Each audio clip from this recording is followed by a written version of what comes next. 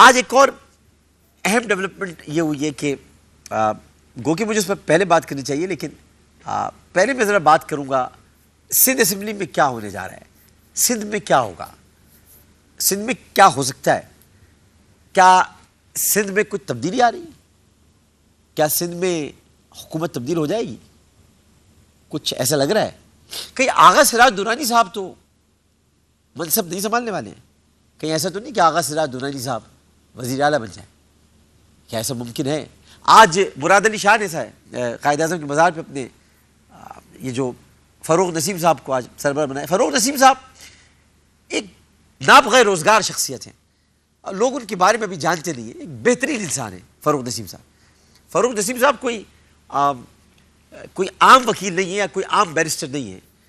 فروغ نسیم صاحب ایک ایسی شخصیت ہے کہ جن کے بارے میں وہی بات کریں جو ان سے کبھی مل چکے ہوں یا ان کی ذاتی حیثیت کے بارے میں جانتے ہوں یا ان کے علم اور ان کی فکر و تدبر کے بارے میں ان کو کچھ یقین متزلزل سا ہو. جن کو یقین کامل ہو وہ فروغ نسیم کو اچھی طرح جانتے ہیں. میں فروغ بھائی کو بہت اچھی طرح جانتا ہوں. مجھے پتہ ہے کہ فروغ نسیم کتنی گوناگوں صلاحیتوں کے مالک ہیں. اس پر میں پہلے بعد میں آتا ہوں، لیکن کاشف منیر صاحب اس وقت ہمارے ساتھ موجود ہیں، ہمارے بیورو چیف ہیں، اور ان سے ہم بات کریں گے کہ یہ سندھ میں ہونے کیا جا رہا ہے. اسماعیل راؤ کہتے ہیں کہ کوئی تبدیلی نہیں آ رہی ہے.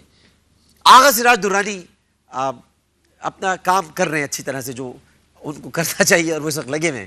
مراد علی شاہ صاحب پریشان ہیں، آج نظر آئے تھے، آج مزار قائد اعظم پہ کچھ چہرے پر پریشانی تھی، تفکرات تھے.